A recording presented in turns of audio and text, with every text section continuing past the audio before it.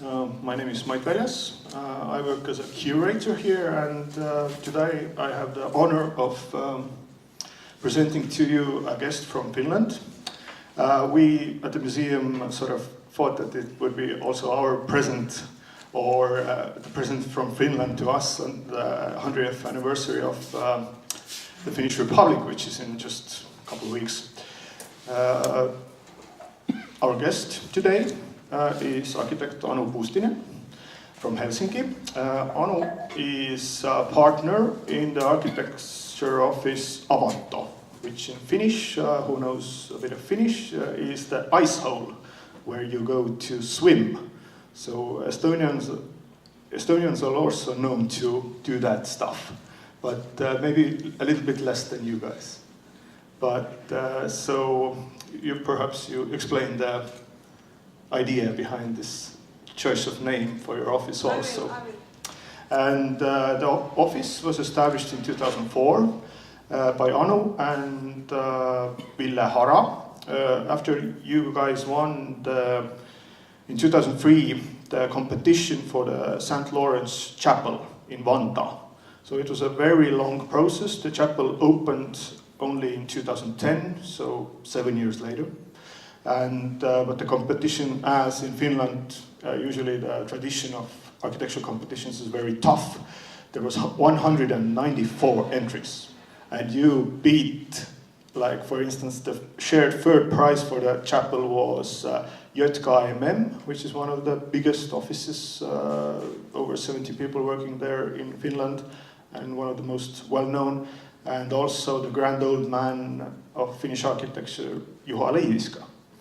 So Anu will probably talk about the story of the chapel, but also what other things you have been doing more recently in the office, and perhaps who has visited just very recently Helsinki knows your most latest built project, which is the Löyly Sauna restaurant in like a bit farther from the Helsinki center in Hernesaari, and which is a very successful project in several senses, and also has won already several prizes, and also was nominated for the Finlandia Prize for Architecture last year.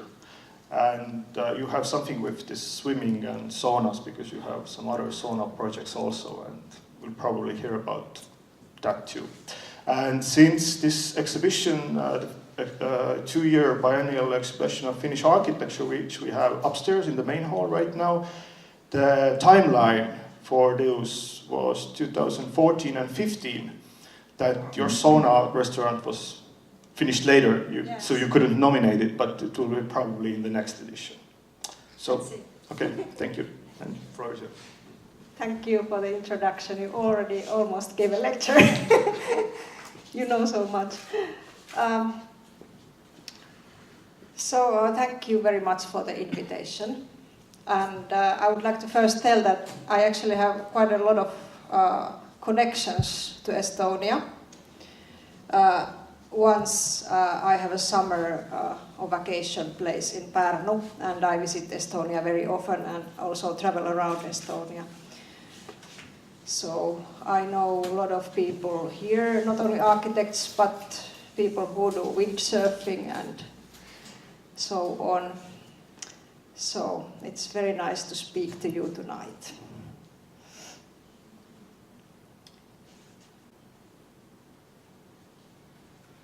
And as Mike told, Avanto, literally it means hole in the ice. And it's also our design philosophy in many senses. We want that our architecture is something to feel, and that it evokes a lot of emotions. If it doesn't, we haven't succeeded at all. And we also make architecture to use it as a vehicle to enhance people's quality of life. And I think that's probably the biggest meaning of architecture behind what we do. And of course we both partners. Ville is there in Avanto, and I'm just going there. We enjoy a lot the nature, and we also want to preserve Avantos for the next generations as well. So we try to do our work so that this is also possible. We have only few people working in the office. Very often we have a team of 4 or 5, including the dogs. So not really a big office. And it's more like arts and crafts style of doing than running a big office and a lot of projects and so on. Quite often we have 3 or 4 projects at the same time, or then we have some buildings which are under construction and 3 is active in drawing phase and so on. So we don't need to be big, and we don't want to be big to keep the quality so that we can really do it well. And we are working in the very city center of Helsinki, in the old industrial building from functionalistic era. It's lately renovated, but this is what it is, more or less. And we have put our projects under certain teams. And these teams are more or less concerning all the projects I show. But maybe more these projects which are under each team are concerning that team. And the first project we did together with Ville is kind of space for a grief. It's a cemetery chapel and made for the funeral ceremony. And you probably have quite similar ceremony for the funerals, I don't know exactly. But people gather together and they kind of give a farewell to the deceased person. And that's the main point of the ceremony. And we were thinking about how to make space for that. And it was this open competition for the cemetery chapel happening 2003, as Mike told. And the site is very close to the actually airport of Helsinki-Vantaa, and it's a medieval small town or village, I could say.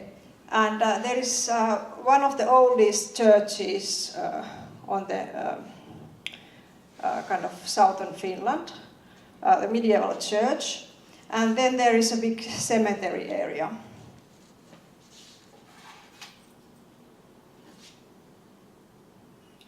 And the site where the chapel should be is here. So it's more or less bordering the cemetery, which is this big one. And we were very kind of young, but we had been working in the office for quite a long time with Ville already, because we started working as a student already. And we were working in the same office, and it was very busy time in the office. And we both decided that we do our own entries. But then it was really a lack of time, and we decided to put our forces together. And it was a kind of not really planned thing, but we did a project together then. And we did it during the night times and could deliver it in time, and it was really a big surprise for us that we could win this one. And in Finland, that's quite common for young practices that they have started like us, that young offices or young people, they do competitions and then they have possibility to get the first project.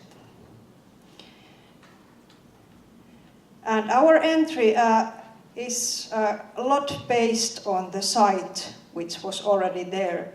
So there is several existing elements which we kind of bond together. So this is a dominant of the area, the medieval church. Then there is a space where the priest used to live, which is a very beautiful house with a courtyard and several smaller buildings around. And there is also element which is very visible. It's a stone fence bordering the cemetery. And the traffic which comes to the cemetery is mostly coming from here. And there is also some other disturbing elements on this area, the maintenance of the whole cemetery and so on. So we just decided to share the chapel mass in 3 parts, because these buildings surrounding buildings are small scale, to better adapt it into this neighborhood. And also continue these orthogonal walls and keep this disturbance away from the cemetery side. And then we open the best views, the entrance views towards this parish priest house garden, and towards the cemetery from the chapel halls. So it's very, very simple concept. And the program we shared in 3 parts, so that there is a bigger chapel hall, smaller chapel hall, and then we created a 3rd chapel hall by making the urn delivery room as a chapel hall-like space. And how people move here, they come either from this direction or that direction, and they see first this long wall and this tower which is leading towards the sky. So it's a mark that you should go on that direction. And the entrances are here, and then we move always along the wall. So it's made quite clearly and simply. And the materials we used were already on the site. This church is hundreds of years old, and we knew that this kind of structure will last.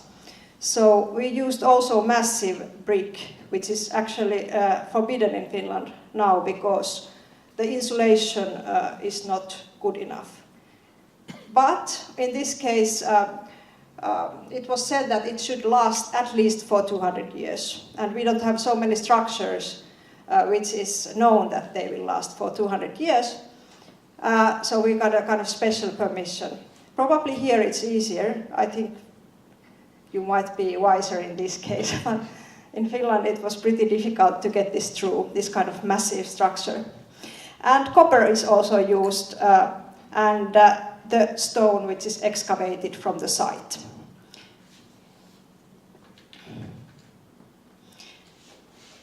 And the name of our entry was Path. And it meant that there is already several paths in the area, and we kind of continued these paths through our building towards the cemetery. So we created some kind of sequence of the spaces, where is active spaces and in-between spaces. If you, for example, come to the big hall, there is a kind of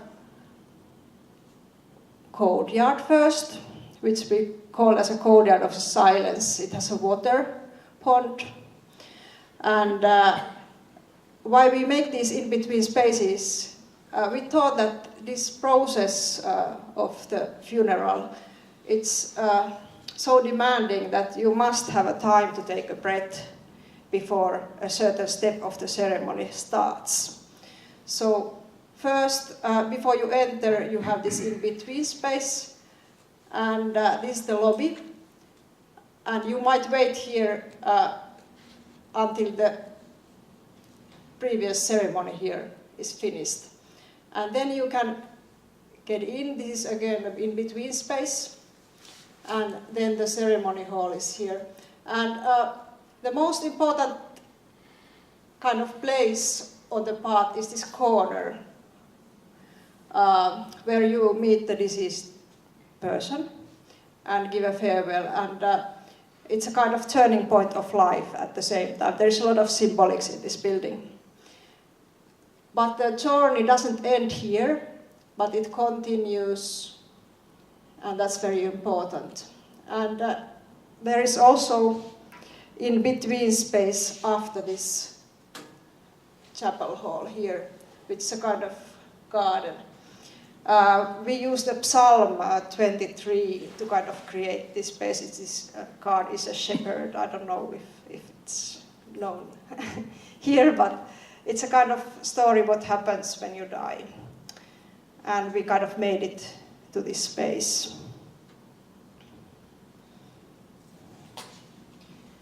And this is very important as symbolic means, this mesh which is in between the chapel hall and the courtyard. It's both functional and symbolic. We call it as a curtain of unknown, the curtain between known and unknown. And then at the same time, it gives shelter from the views. People who are here in the cemetery side, they don't see clearly in. And also people who are here in the ceremony, nothing is disturbing them. You will see later how it looks.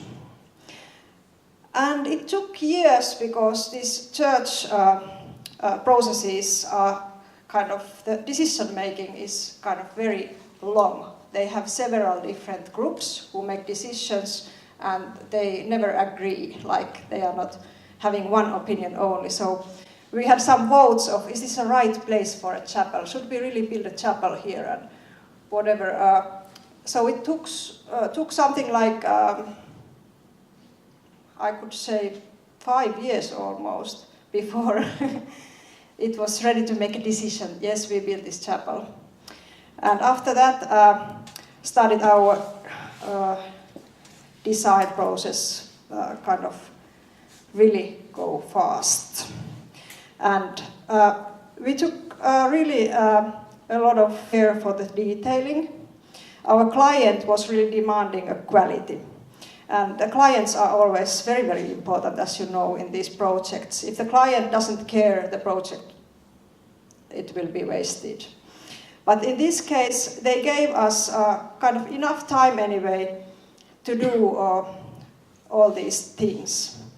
And this is when we started to build these massive brick walls, and it was kind of therapeutic after all these years to see that now it's finally built brick after brick. And because this structure is not used in Finland anymore, these people who were making it, they were kind of really enthusiastic of making it, because kind of normally they only do a kind of curtain type of wall, but in this case they could really do a brickwork. So they were proud of the result as well as the client was at the end, and that's good. That's how it should be. There was also an arts competition during the design process, which is important that it's not too late. And it was also open competition. We wanted to have open because we got this possibility through the open competition. And it was 200 entries again from artists. And they could do any kind of work they would like to. The only thing is that it fits into this chapel and it's telling the same story. And actually, we were expecting to get young artists maybe, or somebody nobody knows, because it was this open competition. But at the end, there was 2 quite well-known Finnish sculptors who got this task to do, and they won the competition. So the winner was this guy, he's Pertti Kukkonen, and the second prize was Pekka Jylhä. And they both got several works here to be done. And it was really integrated to the building. So they did it at the same time that the building was built, the work. And this is part of Pertti Kukkonen's work, which was done on the site there. And he numbered all these bricks, and it was put on the walls when the brick walls were made. You will later see how it looks at the end. And also Pekka Jylhä was working on the construction site when the construction was made. You will see later what is this. And it's an example of the detailed work. Soundproofing is very important in this kind of building. There must be very quiet spaces, separate spaces, and to get a certain type of massive wooden door, we needed to actually design also the hinge for it, because there were not hinges for that kind of door. So the smith made several things for the project. Also the details, like what is this? I don't know, even handle maybe for the doors and so on. And here is the smith. And we also had Kai van der Pui, this boy working in the office with us, and he's good in this kind of interior design work and this kind of small-scale detailing. And there were certain type of lamps we needed for the chapel hall, LED lamps, and at that time it wasn't existed yet. So we needed to also make some lamps. This is the first test of the lamp of the chapel hall. We didn't have any other dark place than our toilet in the office. This is the lighting designer, Tulay Shakir, and we tested the lamps. And even some glass vases needed to be done for the chapel. And somehow I enjoyed a lot this part of the project. So this guy is making the vase, which is put on the mold, and then some finishing touch is given, and this is almost ready result. And it was really kind of difficult to make these forms, so maybe 1 out of 20 was okay. These guys are checking if it's broken or not. And we needed also furniture, and it's impossible to do without prototyping. And the first prototypes of the benches of the chapel hall were made of cardboard. And this is probably the third prototype. And to get everybody happy, we needed to bring it to the construction site. And all the people who are involved on church side are sitting on the bench and giving their comments. And then we try to change it so that everybody is almost pleased. And it was quite good comments. For example, we took this away because it was in the wrong place, somebody hit their knees. So this kind of commenting is good and important. And I chose this picture because I want to show the client. So she is somebody who is kind of the most precious person in this project. She was interested, like I said, the quality, but also the arts. And she understood that without making this as a kind of whole, it doesn't function at all. And she was always trying to get us some money to, for example, get the textiles for the chapel, which we actually didn't get there, but she was trying hard. And when you do something which really takes a lot of time from a big group of people, it's very important that when something is done and finished, you have a moment after the work where you kind of contemplate a little bit and remember that this moment is really important and unique. And here we just got these furniture installed with the carpenters. And we just have a nice moment here together. And so finally we get into the chapel, a small tour. This is the entrance, and these walls are these massive brick walls which are plastered. And we are entering the courtyard of the silence. And the lobby area is very dimly lit and also kind of low space because we wanted it to feel cozy. And you probably meet here people who you haven't met for maybe 10 years or so because relatives doesn't meet so often anymore in Finland. So we didn't want this to be too kind of massive or precious, just a kind of low and safe place to feel safe. The materials we used are Finnish slate and Finnish copper, which is treated to patina treatment. And then we have some oak, white oak wood.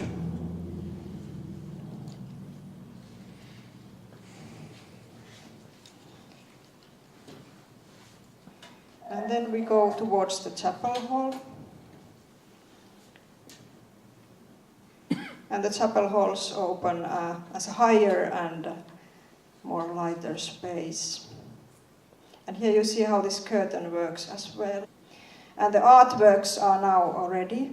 The name of the artwork is The Way of the Cross. So the idea of Pertti Kukkonen was that we don't want to put a kind of normal big cross on the wall. We didn't want to put because we feel it's not needed. The symbolic is anyway there.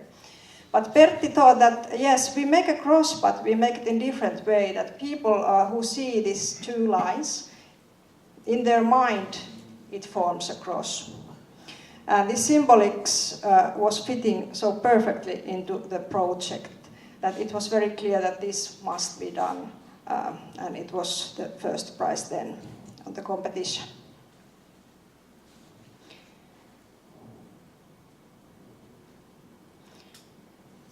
Just a small detail, you put the numbers of the songs here. There is some hidden magnets on this massive wall. And this is the curtain of unknown. And from outside the same. And the smaller halls are pretty much similar. We wanted it to be as prestigious as the big hall, even if there is only very few people in the funeral. And Pertti Kukkonen also made artworks for these. So there is another type of cross. And one word about this copper and the patina. Pertti Kukkonen, this artist, he's very talented with the materials as well, copper and concrete, not only this kind of brickwork. And he had a kind of receipt because we were asking him that how could we do this patina so that it doesn't look too flat. So there was meshes of copper in a roll which came from Germany, and we needed to get this cream patina for them, and it was a very long roll. And Pertti said that okay, we could put it into this patina liquid in a roll. And let's see how it comes out. But that's the kind of maybe only way to get this patina.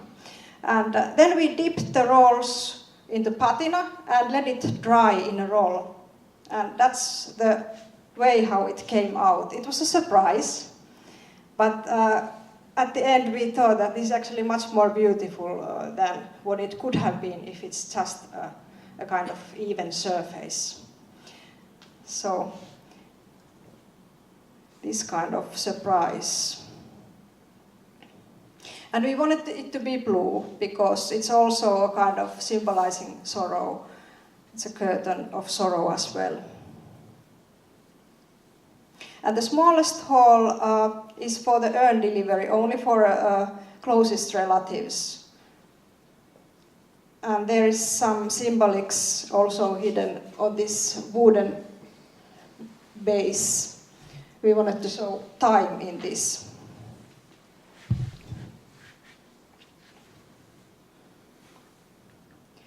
And some images just showing how this curtain works. And part of this artwork by Pertti Kukkonen is that when it's nighttime or darker, there is a kind of way of the crosses leading to the chapels. So these walls are having this kind of crosses, which are made by using light-transmitting concrete, which is just put inside the wall. And then we have one more part to go. We go to the basement, and there is the works by Pekka Jylhä. And this work is called Sorrow, and it's made by using this big massive glass pieces he has done by himself.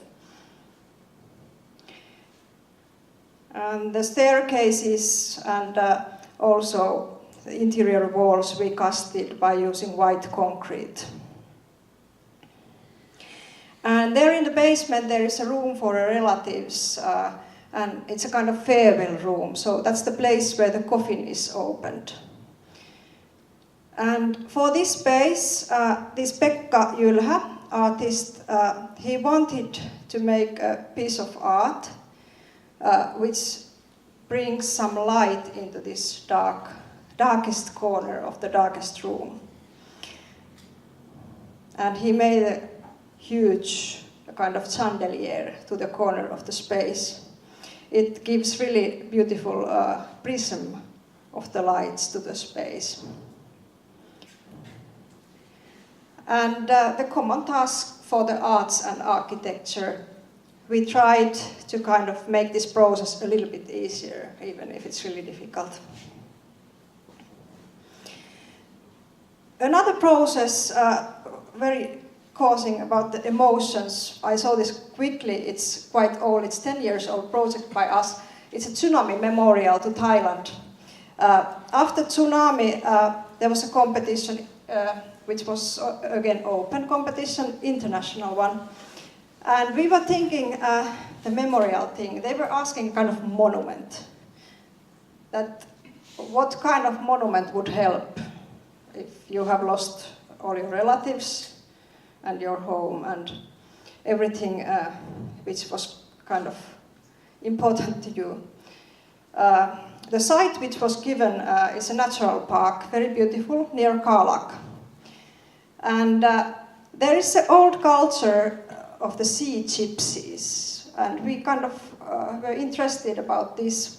What is this culture? And these sea gypsies, they think that sea is a kind of mother, and it takes you something, it gives you something, and you need to give presents to the sea to kind of get something back. So they are really related to this sea. And we were on the site thinking, what could it be actually, the monument there? And we understood that there's a lot of bamboo growing. And instead of a monument, we were proposing to this architectural competition a kind of memorial act, so that people who come into this natural park, they could pick a leaf of bamboo and fold it themselves as a small boat, and then put it to the sea, and then just see how it disappears. There was a small brook in the area, so that when it was put into the sea, it was leaving away from the coast. We also were looking at what kind of houses did these sea gypsies have by themselves. And it's this kind of pitch-roof, very lightweight structures, and it's very important to get the shade from the sun. And then what we proposed was there's only road leading to this national park, which had a difference in height in 88 meters, so it's really steep landscape. We make a cave-like structure as a memorial, which also has this museum, memorial museum. And then all the natural park is preserved. We don't destroy it at all. And then this gate-like structure is on the top of this brook, which leads to the sea. So if there is, for example, somebody who is disabled, they don't have to go all the way to the sea, but they can leave their boat here near the building and it's going to the sea as well. And we thought that it could be made of bamboo totally, but there was some kind of needs that it must have a certain kind of condition to be a museum, so we needed also to use some glass, not only bamboo, but very lightweight structure. And that was a proposal then, and at the end, it was a long process. We got a second prize of this competition, and the winner was really monumental and posh entry. A lot of glitter, and it was put on the best place of the natural park, on the top of the hill. But we understood also that culture in Thailand is totally different. They don't want to kind of think it in a minimal way, like probably we do, and Swedes, and maybe you, and Japanese. They have totally different culture, and we didn't understand it thoroughly. This bamboo thing, for them, it remains from something that on their past they don't want to remember. But anyway, what is good at the end is that at the end nothing was built, and this natural park is still there like it was, because the government changed. Thaksin Shinawatra was kicked off, and somebody else came, and all the processes which were going were finished. So that's the story of this. But we still think that this kind of act can be better than architecture or monument in some sense.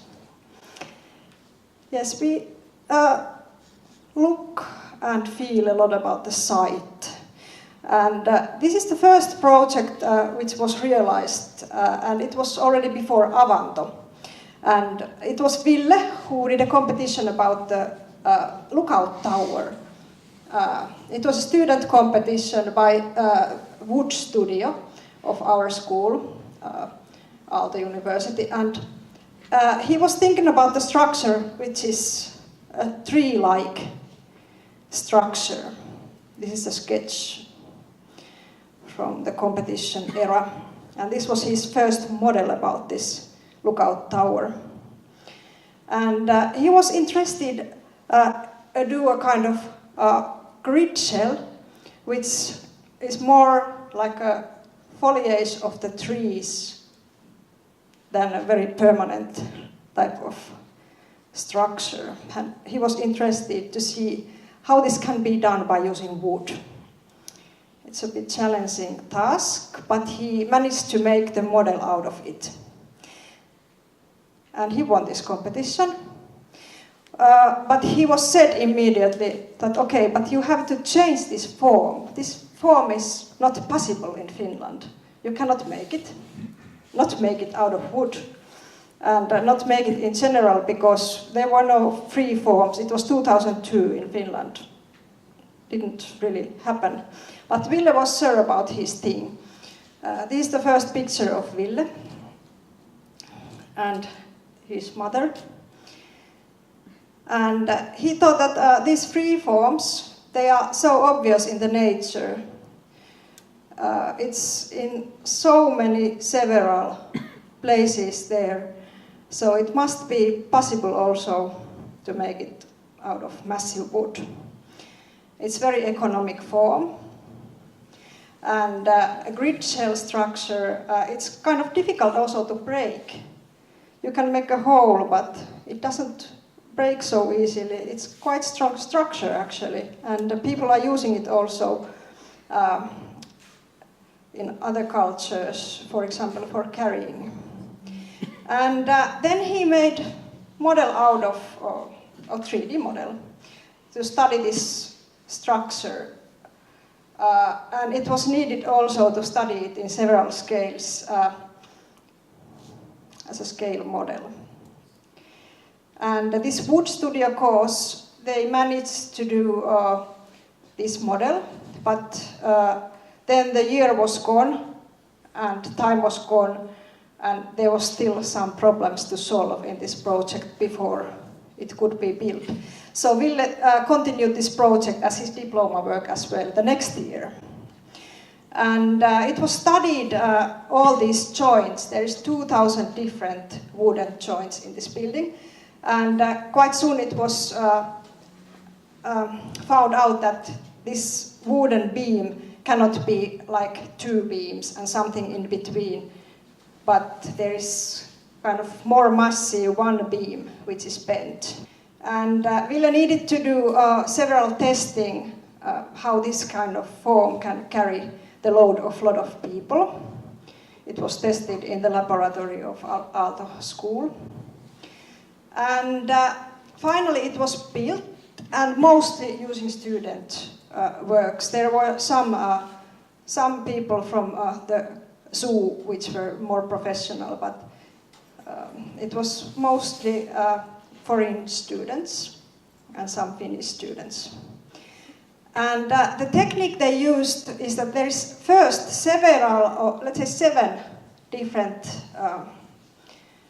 shapes of the beams, and the rest of the work is done on the construction side by using steam. So it's the same technique what's used for building the boats, or used to be at the old times. So it's steamed and bent to the right form.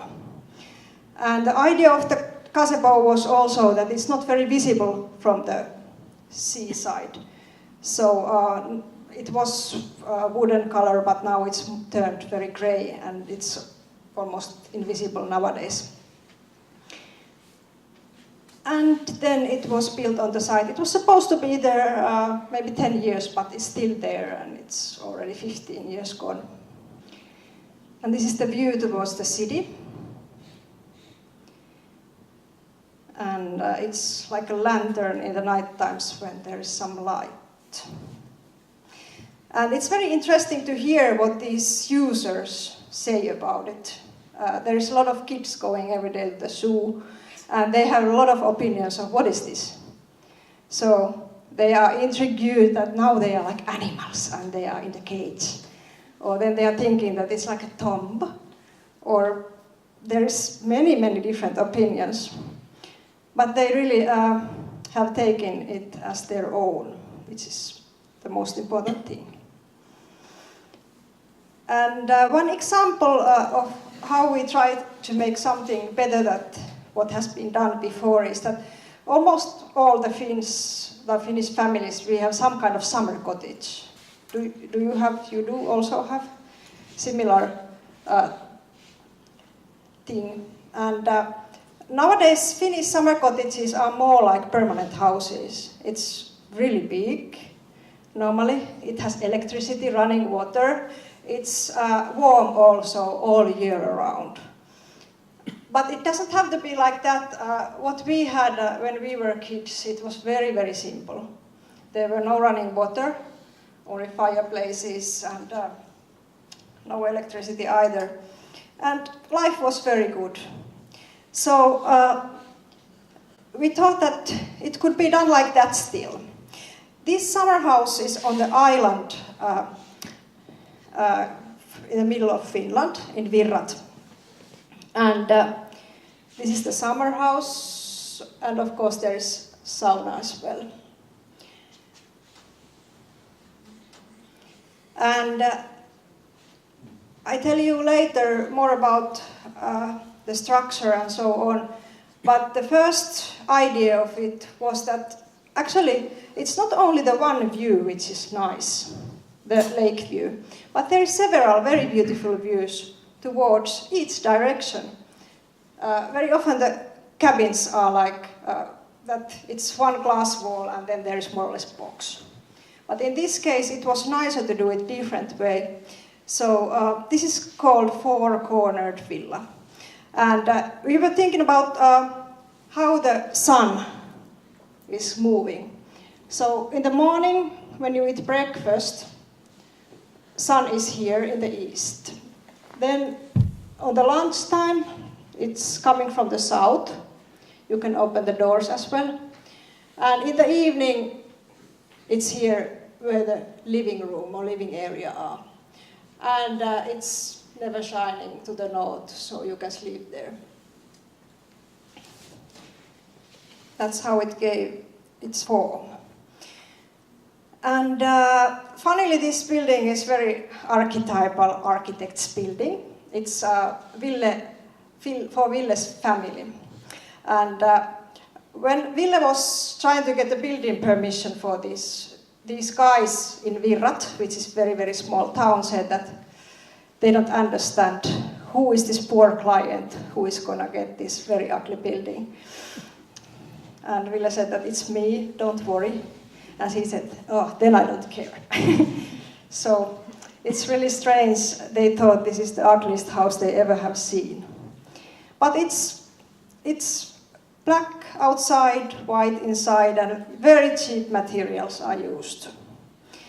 And there is some fireplaces, and then there is sun energy used. And that's everything. And if you go there on the summer, you don't need to warm it at all. But if you go there in the winter, you just need to use these fireplaces, and then it's warm. And other times, it's totally cold. It has breathable wooden structure, so there is no plastic in the structure, so that works without keeping the base kind of warmness inside. There's some winter images, and it's totally different looking from inside.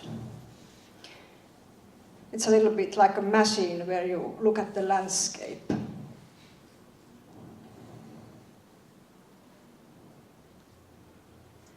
Ville used to have white dogs before the black ones. And the sauna is like this. But you don't need really much to be happy. Before that cottage, there was this cottage. And it was used by 5 people and 2 dogs at the same time. And the happiness didn't grow when they built the new house. So it's a kind of good to understand also that you don't really need much. It was enough before as well. This is the kitchen, toilet. You get the wood from the side. You can even grow your food there. You get fish and crayfish from the lake. Maybe the wine is bought. But you don't need much. It's very simple things. We have also done some product design, and this word, lohas, do you know what it means? It's not familiar. It's a kind of lifestyle of health and sustainability. And it's one of the kind of growing trends in consumerism. And we were asked to do products which could serve this kind of consumer who wants to be sustainable and make things that his lifestyle is possible. And it's Finnish company whose name is Kekkilä, and they more often they do things to grow vegetables or flowers. But now we were asked to do some kind of building for them, and we made a system of a modular warehouse, greenhouse system, where you can build your own greenhouse as you like, make it as big as possible or small. and have some pergola in it and use it as you like. And here are some examples how it's used. There is several different pieces you can put together and paint it like you want it to be. This is the warehouse part at the other side of the... And you can also use it as a folly or for sleeping or something.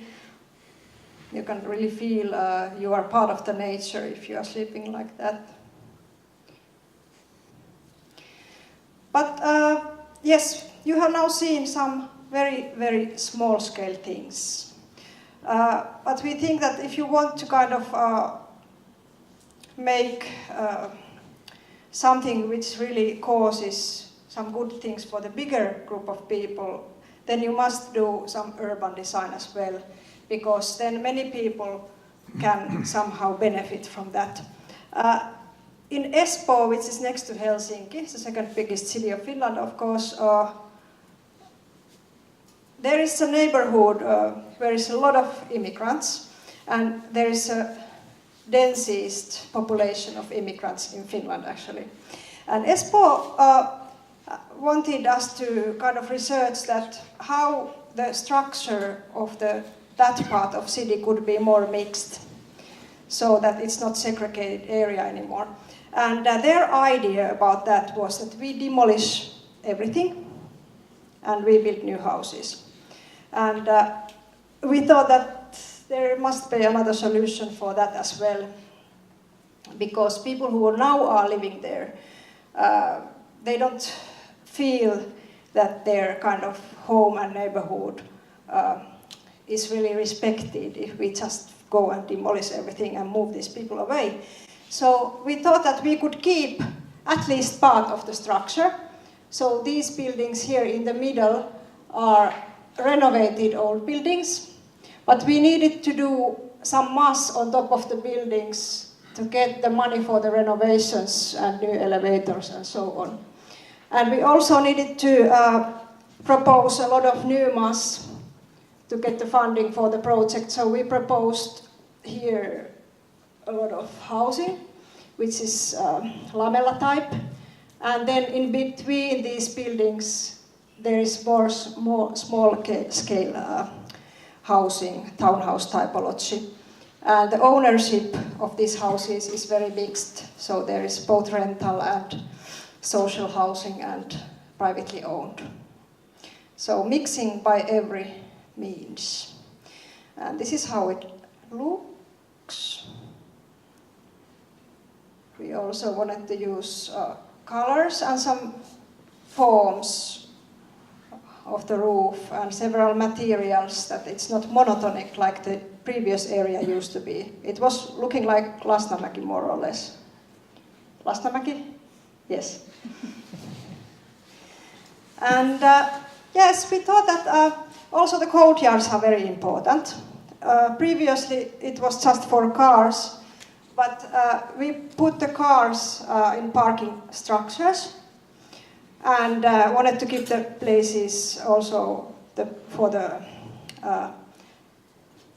pedestrians and people who live there, the courtyards, they could grow something and make more connection to the ground and feel it more like home, and also meet other people in the courtyards. And when they know people who are living there, it also makes it feel more safe. And you can meet people easily on the courtyards. But nobody wanted to build this kind of area, because the construction companies are really one-eyed in Finland. They don't want to do anything mixed. Mixed functions, mixed structures, whatever. They want to do point houses only. That's really, really sad. So we needed to do, after the process was done in a certain phase, and it was obvious that there is no construction company who would like to take care of this in Finland. We needed to change the plan, and we got the task to develop this concept so that it can be built. So we studied easier forms and more monotonic area, and ended up with something like this, which made construction companies happy. But what we got to do is that we can use colors to make it more vivid, and some forms in the roof. So it's a story which is a little bit sad, but maybe people are happy here as well. We did quite a big park in the middle of this area. So even if all the masses are more or less the same, the park is still there. And it's also designed some kind of communal house. Let's see if it will never happen or not, but there is a possibility for it in the master plan. And we also have done bigger scale detailed planning. You probably have heard that there is new metro lines built west from the Helsinki now. And Espoo, which used to be really spread town, the structure was not city-like at all, is now building around this metro station, a little bit more condensed and wiser. And this is also social housing team, but we also wanted to do here mixed structure. So there is commercial space, office space, and mixed housing here in the tower. And yes, the facade, it's very systematic, the core of the building, but we could use some effort for a facade. And it's next to the sea, or quite near to the sea, so we use the old sea marks to mark which direction each facade is. And it's a kind of diamond-shaped base form. And this is now in the process. Espoo is going to grow as a city now. Yes, we have these principles, but sometimes we really need to sell them. We have been struggling because some architects do like for the rich people only, and we also have to have some people who pay the wage for us. And it's sometimes difficult if you are asked to do something you wouldn't like to do, but we are doing that as well. And this is a good example of a summer house, which is exactly not what we are teaching. But a client, a woman, came to our office. She really did like us to design something for her, but his opinion was that it must be fashion. The only thing she wants is a fashion. And then we started to discuss what is fashion in your opinion, like what it could be, and it's the end result, something like that. We first made a small house, but she wanted at least 500 square meters. And the room height, not 2.5 meters, minimum is 4, otherwise she doesn't go in, and so on. So it was a long discussion about everything, and high ceilings and Italian furniture in the toilet. We could put some of our design also there in the corner. But she had already marked which Italian brand she wants in the toilet. But we tried to make these toilets as a sacral spaces to get kind of architecture out of the project as well. But to be honest, it's not always going like we would like. But you never know beforehand what happens. We were talking about these spiritual spaces already before, but we are very interested in rituals, and very often they turn to be also spiritual spaces. And this ritual is very common also for you, and we have done several studies about saunas because we would like to develop also this sauna culture further.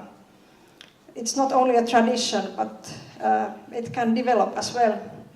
And maybe the first project we really made true was this kind of study, which is called Kyly Sauna, and it was done for the Habitare Fair, which is a furniture fair in Helsinki.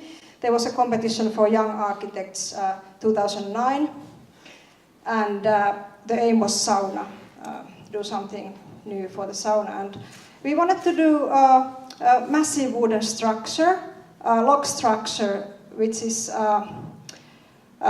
easily built again to another spot. So it's just pieces of wood which are not bound together tightly. And we made a composition of these three spaces, which also has a kind of path idea. So the sequence of spaces starts when you step 2 steps up from the everyday life. And this is the place for leaving your clothes. Here are some area for cleansing.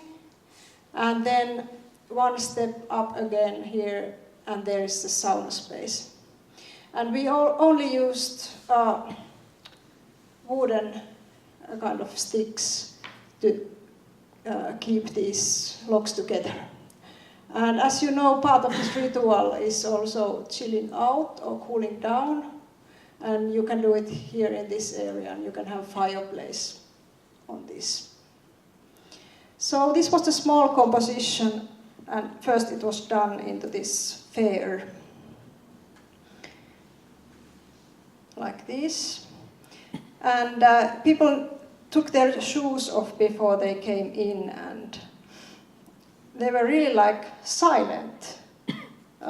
It was interesting. Probably it was the smell of the wood, just cut wood, which first made them silent, walking through these spaces.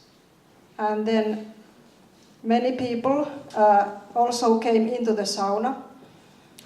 When the sauna door was closed, they were sitting on this bench, and then they started quite often to tell memories from their childhood.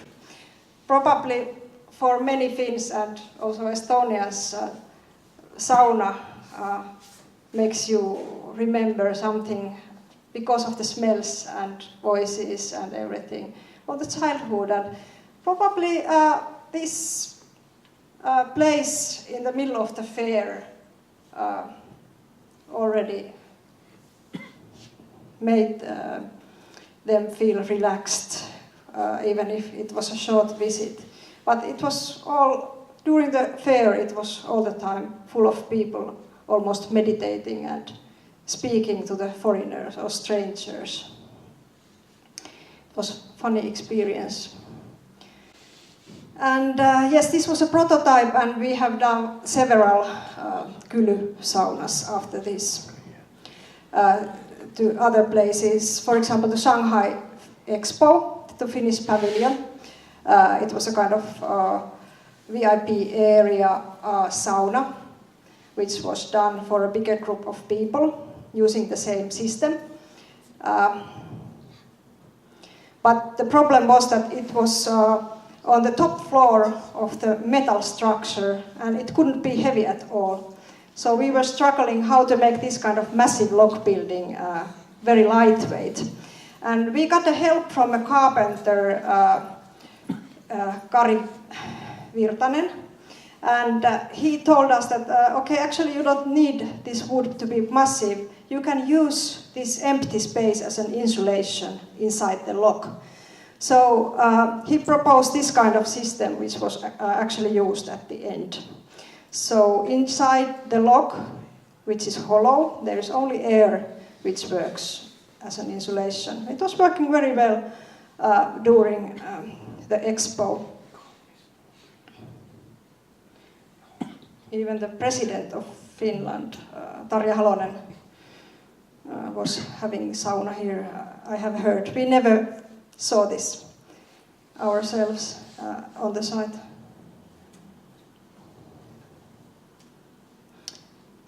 And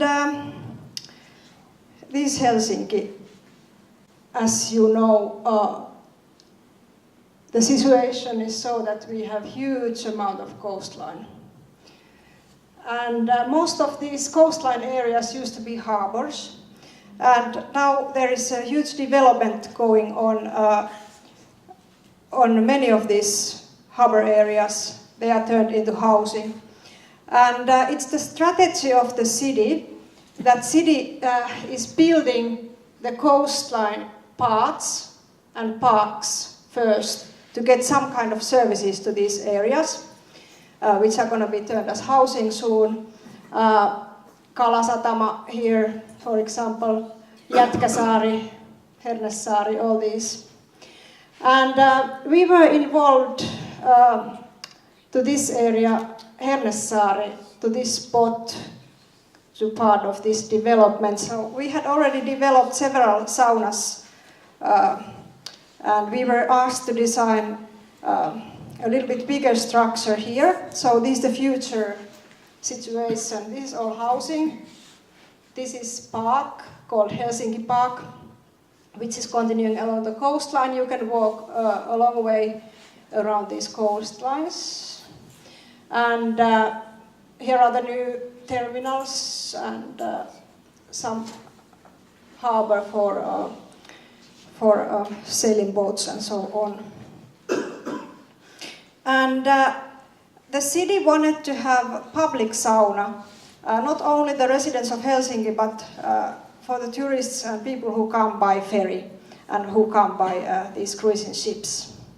So that's why it needs to be quite near the terminal areas.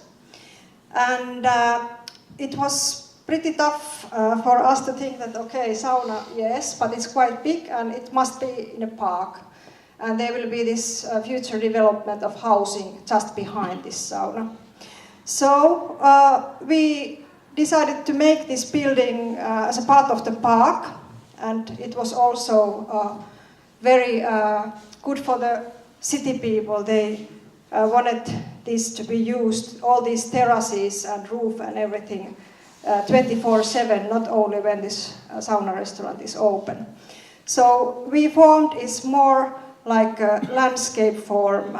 It's a little bit like a cliff or stone or something. You can climb on it and use a lot of time on top of it easily without paying anything. Everything is for free to get there any time of the day. And we wanted to keep it narrow and as low as possible as well, so that we don't block the views from anybody. Also, there is important pedestrian road behind, which we didn't want to block and couldn't block. And the program of the building is, this part of the building is bar and restaurant, and this part of the building is public sauna. So we in Helsinki have a culture of public saunas which is almost diminishing. There used to be 3 saunas left before. It has now been raising again. Like now there is 3 new saunas which are built during the last 3 years, but before that we didn't have them at all. It's maybe because in almost all the apartments there is built saunas as well. But there was a need which we actually were finding ourselves, that we would like to go to a public sauna with our friends without making a separation between women and men, and do that without reservation and do that without being a member of any kind of club. So we wanted to create some kind of social sauna. And also our clients were having very similar ideas about that. So this is called Löyly, and it's on the coastline of Hernesaari. And the program inside, you enter here, this is the restaurant part and the sauna part. Here the entrance of the sauna, separate rooms, cloakrooms for men and women. And then all this area here is for everybody. You have to wear a swimsuit. But we saved a lot of space by making it like this as a common for both sexes. We wanted to have 3 different types of Finnish wooden heated saunas. So here's original smoke sauna type. And then there is kind of once heated sauna for more than 20 people at the same time. And then there is typical summer house sauna, which is a kind of continuously heated small sauna. And this is the one you can rent for your group if you want to rent something here.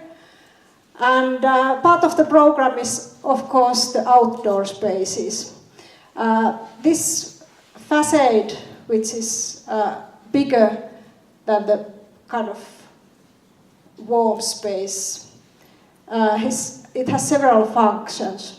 It works as a storage here, but here it's also a shelter from the wind and rain and so on. It forms spaces to chill out. And of course you can go to swim and to Avanto all year round.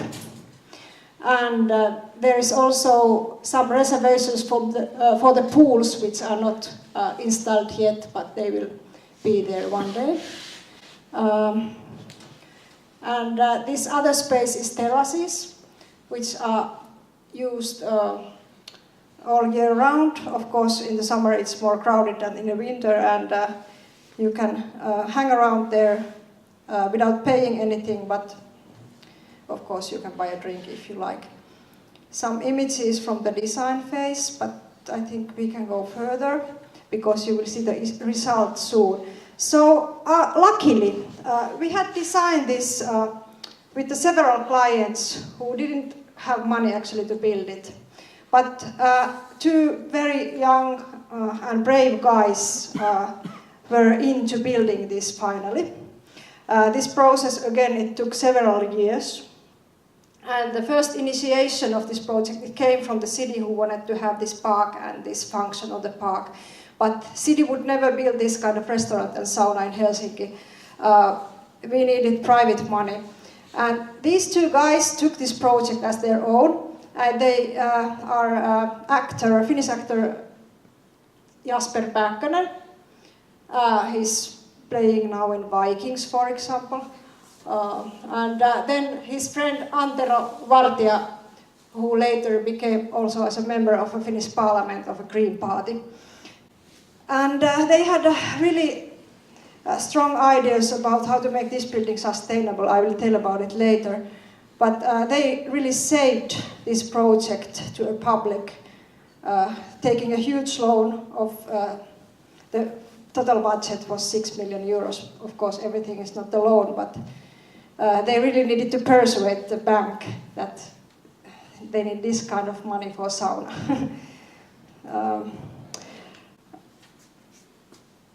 And it was, again, a lot of prototyping, like in all of our projects. We need to test this facade, how to really make it, to make it carry such a load and to make the joints look sharp and so on. So everything was modeled, of course. And then it was done by Tekla program, and Tekla program brought data to CNC, and CNC cut these pieces of wood, and also the metal pieces which are under this wooden facade are made from that same Tekla model.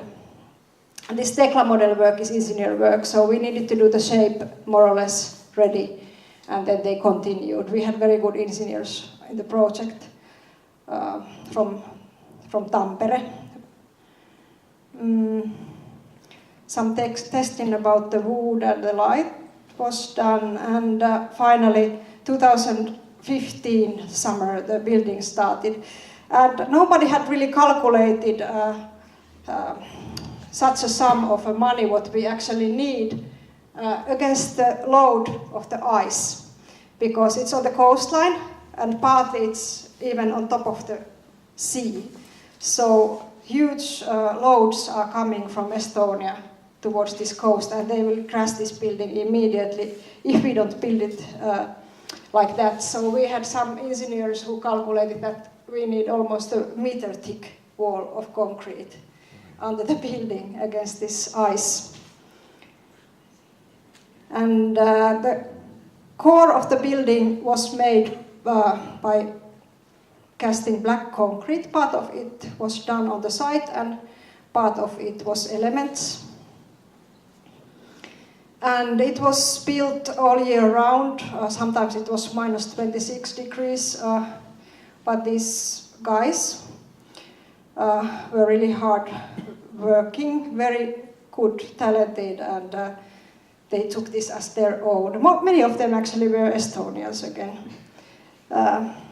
We are really, really lucky to get this kind of people working with us. And it was built during one winter, and when the spring came, it was less than a month before it was supposed to be opened on 1st of May. And it was looking like this, and we were in deep shit, I could say, because it was really needed to be open when the season is open to get some money to pay this loan. And we were really surprised how quickly this facade was at the end installed, because it was prefabricated and numbered, and everything was just put in on the site quickly. And it was happening, so almost on the 1st of May, these guys who are the owners of the building, they could put the first fire on the stove. And this was again the moment what we need. When something is ready and done, we must have this special moment. All together, all people who have been building this building were participating to this fire setting. So every time when you do something and you want to say thank you, remember this kind of moments and buy cognac. And then on May, 1.5 years ago, it just opened its doors. We didn't have any kind of opening party, but suddenly it was very crowded, full of people. Part of it was still under construction, but it was already used. There is no rails and so on. But this is how it looked when it was just built. Now it's already turned totally grey.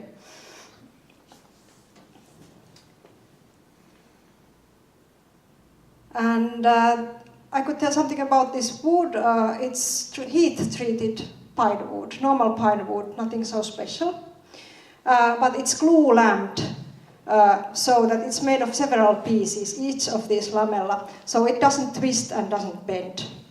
And there was a shop which was making us this product. It's called Next Timber, and they had tested that if it's glue-lamped in a certain pressure, it should last for 50 years. Let's see, does it? But it looks still very, very sharp. Only the stair parts are a little bit in worse condition.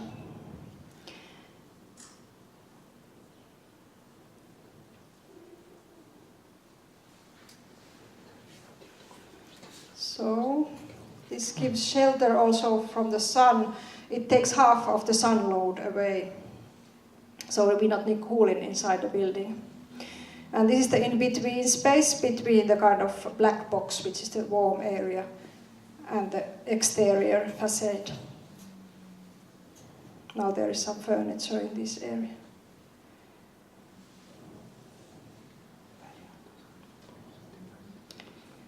And then we could enter. The restaurant is serving local food and sustainably grown fish. This owner, Jasper Pääkkönen, is a fisherman, and he's very concerned about what kind of fish can be served. And we also had an interior designer making this restaurant space, and her name is Joanna Laisto. She's specialized in restaurants, and she brought some warmness into the building, which we couldn't have done with Ville. We are too straightforward, I think. And some leftover pieces of the facade were used as a acoustic wall inside the restaurant. Some images from the terrace and views from the unisex toilet. And the wood we use inside is a leftover wood from plywood industry. So there is a piece when you do plywood which is left over when the best wood is taken away. So it's the core piece. And this panel is made of gluing these core pieces together. So it's birch. And now we have a small touring sauna area, going towards the big sauna in a spa area. And this once heated sauna is very, it has a lot of light. It has also views to the sea through big glass walls. And it's actually very social. People are talking to each other again, which is very, very nice. A lot of tourists come every day also. This is the smallest sauna. And then the least is this smoke sauna. You have smoke sauna in Estonia as well. I don't have to explain what it is. So when it's heated, the smoke is in, not all the time, but a part of the time, because the heating time is 5 hours. And this is once burnt already. I don't know if you have heard about it, but it's once built again, because smoke saunas, they burn. But yes, it's built inside the concrete block. It's surrounded by concrete, so if it burns, door is just closed and then it's built again. And nobody was hurt, it was during the heating time.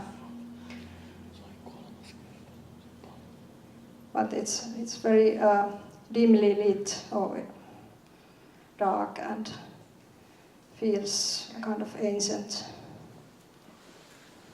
And after sauna, you can take a drink in this fireplace room.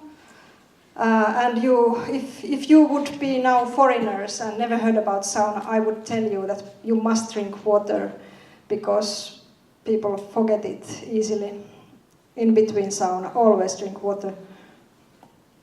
And after sauna, it's also nice to climb up to the roof, see the sun set like this. And we sometimes have been thinking also that is it really worth do it like we do? It causes some troubles. We need to use a lot of time.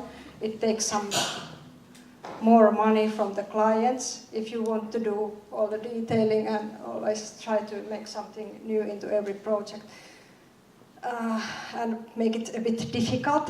But when we heard people, for example, in this project afterwards from Helsinki, that what it has meant to them, that there is now this kind of building, sauna building, they said that they have a kind of new perspective to Helsinki, because this was a total wasteland. People never use it for anything, maybe selling drugs, nothing else. Now there is a spot where they have a totally new perspective to the city that they are proud of. And they kind of felt it's their place and they can be proud of it. And this kind of comments from the people who are using, they meant really a lot to us.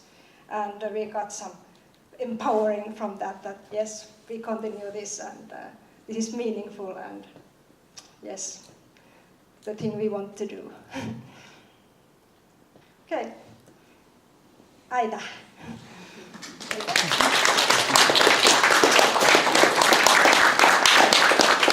Thank you, Anu, very much. You can really tell that a piece of contemporary architecture has been successful as a project. I visited Oulu in September, and there was this, hop-on, hop-off double-decker bus coming because there is still quite this wasteland around there. There's Yes, nothing. nothing. The bus came. Obviously, it was a point in the tour. People looked out of the window. Then it turned back and went back to the center. So when a piece of sort of new architecture is already on the sort of map for these type of people who are not mainly maybe perhaps so concerned about the architecture or like what is going on, then it sure is sort of more general knowledge about it is going on also. But maybe some questions from the audience for Anu, please. Anything? No, maybe this. How this land is city land, Yes. but Yes. But private person make this house. How is this possible? How is this system? Yes. This is a kind of special piece of land to have these services, and they own this park, and they wanted to have this kind of function which has sauna and restaurant on the spot. So they wanted to rent it for somebody who is willing to do this, and it took 4 or 5 years to find a certain private person or entrepreneur who could have or are willing to build for this land. And they rented this land for quite a long distance or time, but yes, it's still owned by the city. But it must be somehow quite a long time that somebody invests this much. Nobody believed on this project like that this could be feasible to build it properly. But they showed that it's possible. And they took this loan for 20 years and it's paid back in 3 years if everything goes like it has been going. It's amazing. But yes, if city wants, they can do this kind of things. And no competition, because nobody wanted it. Nobody wanted that land. Is the same system near this Viking Line terminal? There is something like that, also sauna? Or Yes, it's Allas project. It's rented as well. But it has a bit shorter term rental agreement. And they didn't invest so much money for the architecture, but it's still done as good as it can be as a temporary structure. And you know there is these pools. Those pools can be removed into somewhere else if this rental contract is ended. But I hope it will stay there for long as well. Okay, thank you for the lecture. It was very, very nice. What about it seems that the Finnish contemporary architecture has now much younger face as it used to have, like some 10 years ago or 15 years ago. How it has happened? Is it some system of, you have always had a system of open competitions, or is it about educational things, or how it is that this new generation has suddenly came quite strongly in and you have won several competitions, also internationally? So how you would describe this change? How it came on? I guess it has something to do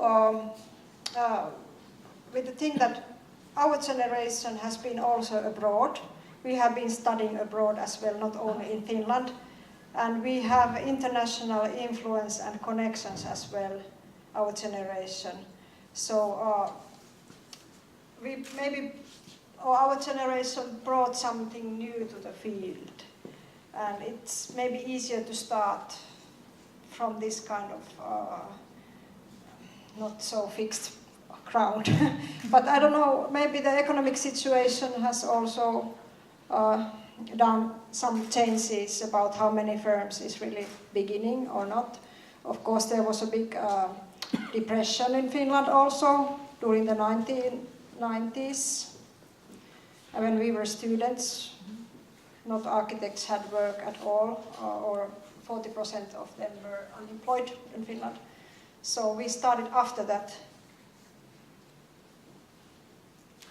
And maybe also clients have changed, and they have several That different generation has changed, and yes.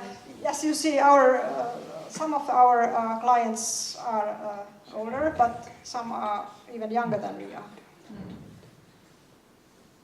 Yeah, I think it was very much case here as well. in Yes, Estonia, because the definitely. clients already in the 1990s were totally different from the Soviet period. Yes, and I think you have been building so much braver projects than we have done in Helsinki, Well, I don't because know it what has you been mean by such a brave. conservative field. Yeah.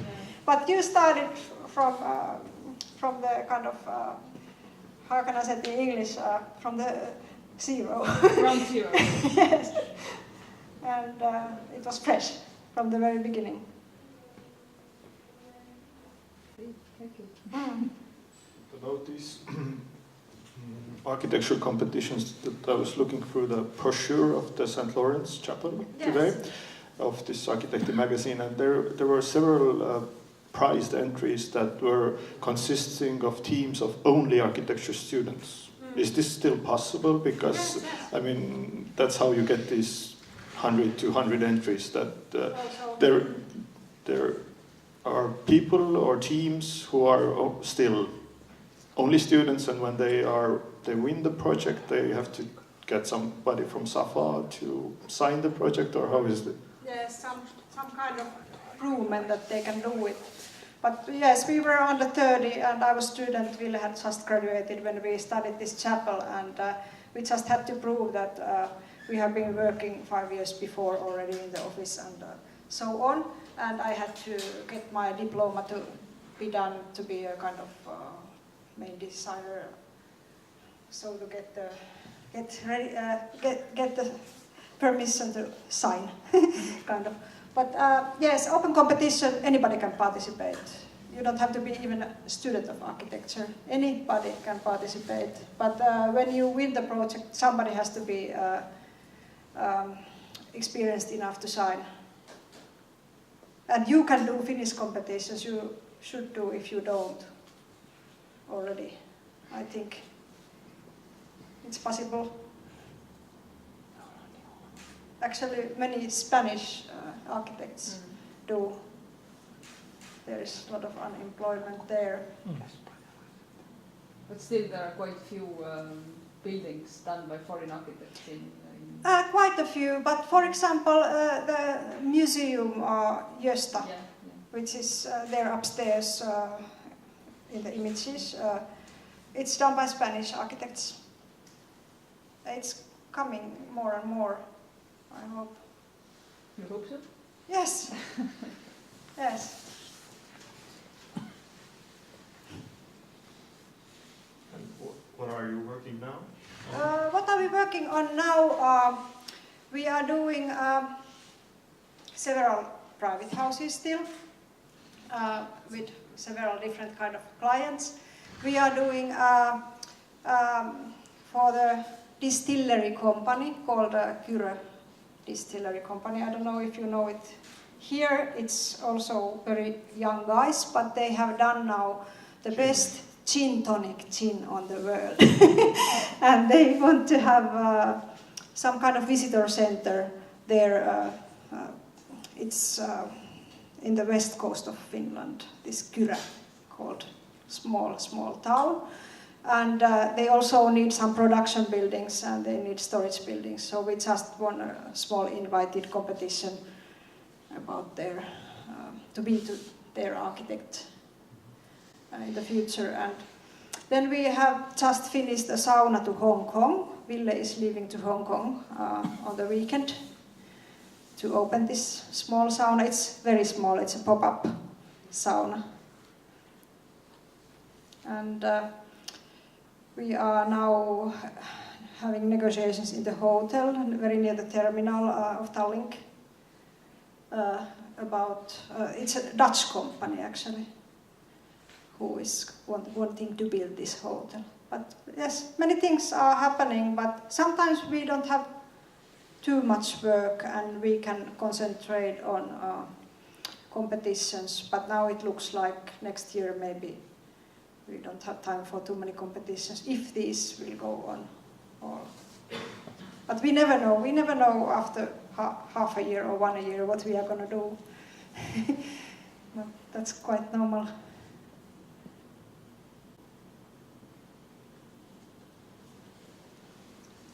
Okay, anybody else?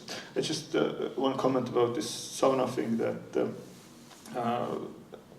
some Estonian architects a couple of times have tried to participate in the Venice Architecture Biennale with a smoke sauna project. I think these guys tried twice, but they got 2 first prizes or something. But you had it in Shanghai, so. And there is one gentleman who has also renovated a public sauna here quite recently, which is a 1930s sauna. And so in that, we have also this, and Siri was also here. She is in the back there. That that this public saunas in Tallinn basically also is a sort of at one level sort of dying out culture, but in some cases sort of very much appreciated, because we have a couple of old saunas. 130 sauna was sort of refurbished to be an apartment building, but in so this sauna, which Indrek can see, it is in the center. The other one is in Kalamaja, which is 1928, so also quite old. So we have the same stuff here. We have no new saunas, I think. I think next summer I want to visit your public saunas when I'm here again a longer time. Yeah, it's a mostly Russian sort of thing. Yeah, Yeah, that's with the vodka bottle and cucumber. yeah, that's fine. If it's not only for men. No. Okay, so thank you very Okay, much. thank you so much. Thank you.